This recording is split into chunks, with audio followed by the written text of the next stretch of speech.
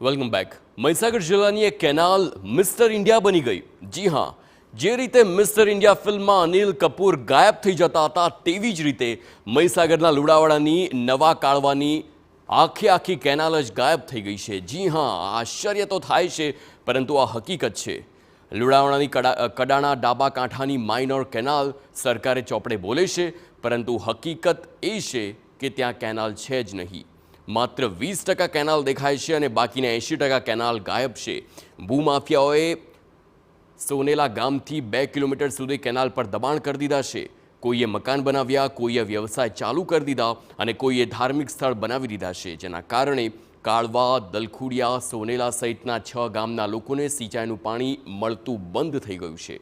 આ સિવાય ચોંકાવનારી વાત એ પણ છે કે જ્યાં કેનાલ જ ગાયબ છે ત્યાંના સમારકામ માટે 12.83 લાખ રૂપિયા ખર્ચ કરી દેવાયા છે. એક સમયે 3 સિઝન માટે પાક લેતા ખેડૂતો હવે માત્ર વરસાદી પાણી પર નિર્ભર છે.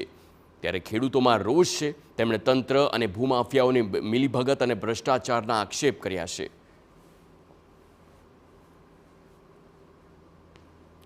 એ પેલા સોનેલા ગામ નજીક ભૂમાફિયાઓએ જે આખી કેનાલ છે એ દબાઈ દીધી છે, એટલે પાણી આવતું ઓછું થઈ ગયું, એટલે પાણી અહીંયા આવતું જ નથી. અમારી ખેતી થતી નથી ને અમે અત્યારે બેકાર બેસી રહ્યા છીએ. સરકારને અમારી એક નમ્ર વિનંતી છે કે કેનાલ છે, ખર્ચો કર્યો છે, બધું છે, પણ જે ભૂમિ માફિયાઓ દ્વારા જે આગળથી કેનાલ દબાવી દેવામાં આવી છે એના કારણે અમારે અહીં પૂરતું પાણી અમારા ગામ સુધી આવતું નથી. તો સરકારને એક નમ્ર વિનંતી છે કે એ દબાણ હટાવી અને પાણી અમારા ત્યાંથી પૂરતું થાય તો જેથી કરીને ખેડૂતો સદ્ધર બને. ઉલ્લેખનીય છે કે કડાણા ડાબા કાંઠાની આ માઇનર કેનાલ વર્ષ 1985માં બનાવાઈ હતી.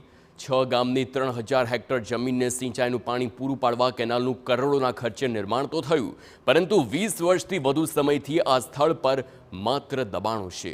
ખેડૂતોએ અનેક રજૂઆતો પણ કરી. ત્યારે ખેડૂતોનો સરકારને સવાલ છે કે દાદાનું બુલડોઝર અહીં ક્યારે ફરશે?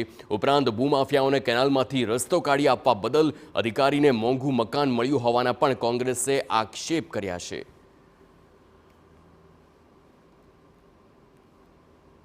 પાઠવવાથી કંઈ નહીં. દબાણ જ્યારે સરકારી જમીનમાં હોય ત્યારે નોટિસો પાઠવવાની હોય જ નહીં. આપણા ઘરમાં દબાણ કરતો હોય તો એને ઘરમાંથી લાત મારીને કાઢી મૂકવાનો હોય, એને નોટિસો આપવાની હોય જ નહીં. એને કોઈ ખાતાની કોઈ મંજૂરી લીધી છે પછી નોટિસો આપવાનો શું મતલબ છે? એને તો ખરેખર તો બુલડોઝર અથવા તો જેસીબીથી લાઈને તોડી જ નાખવાનું હોય અને સાફ કરવાનું હોય. તો આ બાબતે અધિકારીને સવાલ પૂછ્યો તો તેમણે નોટિસ પાઠવી છે, દબાણ દૂર કરવાની કામગીરી કરીશું તેવું રટણ કર્યું છે. હવે જોવાનું રહ્યું કે આ કેનાલ ક્યાં સુધી ગાયબ રહેશે અને ક્યારે પ્રગટ થઈ જાય છે તે જોવાનું રહ્યું.